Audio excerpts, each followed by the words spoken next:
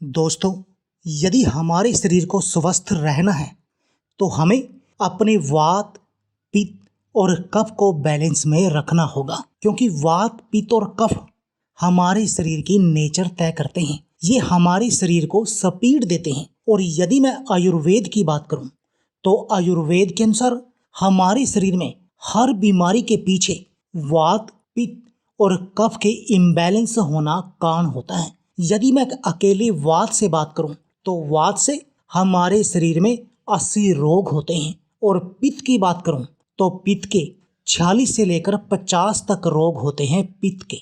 और यदि मैं कफ की बात करूं तो कफ के कारण हमारे शरीर में 28 रोग होते हैं, और यही रोग कहीं ना कहीं बड़े रोगों का और छोटे रोगों का कारण बनते हैं, और इन्हीं के कारण ही हमारे शरीर में बीमारियां जन्म लेती हैं। दोस्तों, यदि मैं बात करूं आपके शरीर को स्वस्थ रहने की, तो सबसे पहले यदि आप स्वस्थ रहना चाहते हैं तो आपको वात, पित्त और कफ को बैलेंस में रखना होगा। तो चलिए, आज की इस वीडियो में हम आपको सबसे पहले इनके बारे में ही बताएंगे, फिर बताएंगे आपको कारगर उपायों के बारे में, जिनसे कि आप अपने वात, पित्त और कफ को बैलेंस में रख सकते हैं, जिससे कि आपको कभी कोई बीमारी ना हो। दोस्तों, आपने अपने घर के बड़े बुजुर्गों से सुना होगा कि खाना खाने के बाद हमें नहाना नहीं चाहिए। वो इसलिए है क्योंकि इससे हमारा कफ इम्बैलेंस हो जाता है, और जब कफ इम्बैलेंस होगा या वात इम्बैलेंस होगा या पित्त इम्बैलेंस होगा तो हमारा शरीर बीमारियों की तरफ बढ़ना शुरू हो जाता है।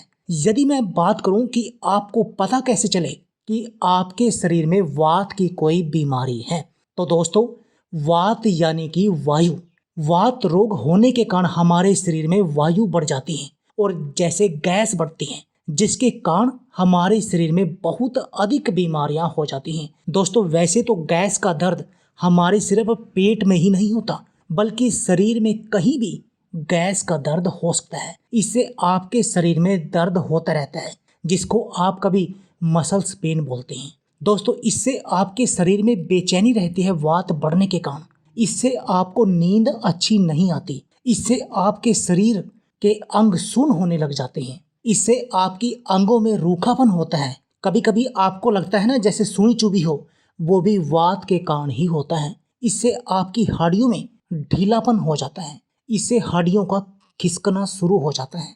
इससे आपको अंगों में कमजोरी महसूस होती है। इससे आपको कब्ज जैसी बीमारियां होती हैं। इससे जो सभी प्रकार के दर्द होते हैं हमें, वो वात के कारण ही होते हैं। ये होती है वात। अब बात करते हैं पित्त की, जिसके कारण हमें 40 से 50 रोग होते हैं। तो दोस्तों, पित्त के कारण आपको हमेशा थकावट रहती है, नींद पूरी नहीं होती, आपके शरीर में जलन सी रहती है, आपको गर्मी अधिक लगती है, आपको पसीना अधिक आता है, आपको पीलिया, जॉन्डिस की समस्या होती है, आपके मुंह से बदबू आती है, आपको ज्यादा गुस्सा आता है, आपको बेहोशी या ऐसे में ही चक्कर आने लगता है, आपके मुंह का स्वाद कड़वा रहता है।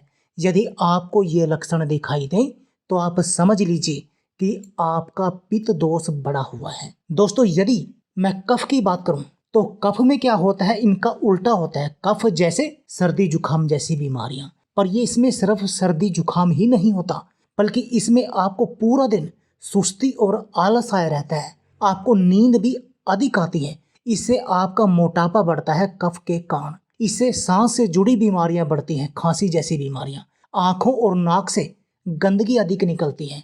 दोस्तों, इससे मल मूत्र और पसीने में चिपचिपापन होता है। यदि आपको ये लक्षण दिखाई दे तो आप समझ लीजिए कि आपको कफ दोष है। तो दोस्तों, आज की इस वीडियो में हम इन तीनों दोषों का ही आपको इलाज बताएंगे कि कैसे आप अपने घर पर इन तीनों दोषों को सही कर सकते हैं और अपने शरीर को बिल्कुल निरोगी बना सकते हैं। तो दोस्तों, इसमें जो सबसे पहली चीज है वह है दोस्तों चूना। ये होता है दोस्तों चूना।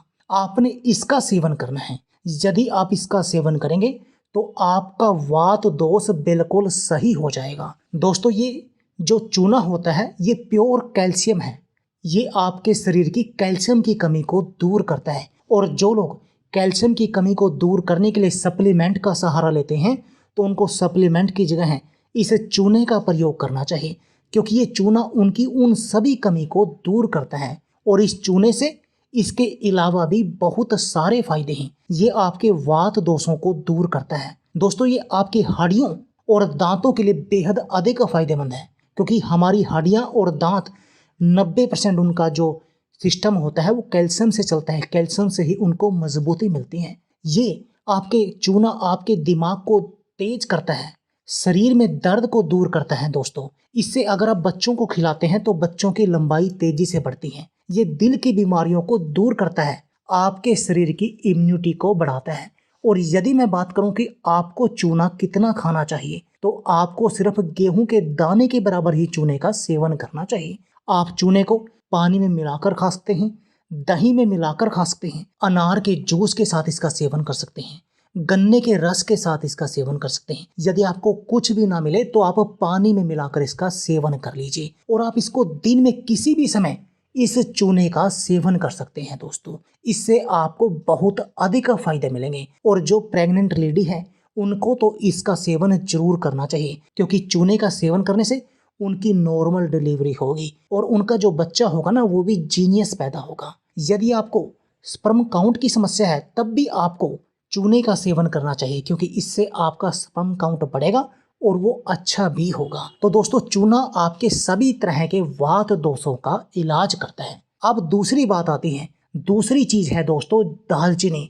और दालचीनी को खाने का मैं आपको विशेष तरीका बताऊंगा। दोस्तों यदि मैं दालचीनी की बात करूं तो दालचीनी वात, पित्त और कफ तीनों ही दोषों को शांत करने का काम करती है। बस इसका तरीका अलग है कि यदि आप वात और कफ को बैलेंस करना चाहें तब आप इसका सेवन कीजिए सुबह खाली पेट, लेकिन यदि आप कफ को शांत करना चाहें तब आप इसका सेवन कीजिए रात को सोते समय। यानी इसका खाने का तरीका अलग है। और दोस्तों ये आपके वजन को भी कम करेगी, इम्यूनिटी को बढ़ाएगी, जोड़ों के दर्द का भी इलाज करेगी, डायबिटीज रोग में भी फायदेमंद है, पाचन तंत्र के लिए भी फायदेमंद है, आपकी स्किन पर ग्लो लाती है। यानी दालचीनी के इसके अलावा भी बहुत सारे फायदे हैं, पर आपने इसको खाना सिर्फ विशेष तरीके से है। दोस्तों आप क्या कीजिए, 1/4 चम्मच दालचीनी के पाउडर का लीजिए और उसमें मिलाइए 1 चम्मच शहद।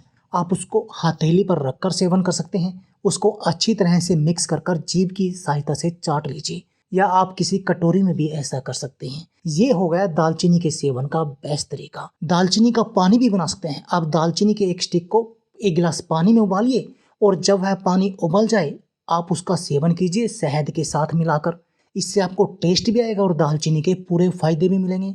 आप इन दोनों तरीकों में से किसी भी तरीके से दालचीनी का सेवन कर सकते हैं। ये आपके वात, पित्त और कफ को बैलेंस करने का काम करेगी। यदि मैं कफ दोष की बात करूं तो कफ के लिए आपको अजवाइन का सेवन करना चाहिए। या तो आप रात को सोते समय दालचीनी का सेवन कीजिए, और दोनों का सेवन भी कर सकते हैं, दालचीनी का भी और अजवाइन का भी। आपने बस अजवाइन का 1/4 चम्मच लेना है दोस्तों। और वो कब लेना है, जब भी आप खाना खाएं, तीनों टाइम जब भी आप खाना खाएं तो आपने थोड़ी सी 1/4 चम्मच, 1 चुटकी अजवाइन के खाना खाने के बाद आपने फाकी लेनी है हल्के गुनगुने पानी के साथ। बस आपने ऐसा करना है, इससे आपका कफ दोष दूर हो जाएगा। और दोस्तों यदि आपका शरीर के वात, पित्त और कफ बैलेंस में रहेंगे तब आपको कभी कोई बीमारी नहीं होगी, क्योंकि आयुर्वेद के अनुसार हमारे शरीर की बीमारियों का कारण वात, पित्त और कफ का इम्बैलेंस होना ही है। तो दोस्तों आप भी अपनी इस वात, पित्त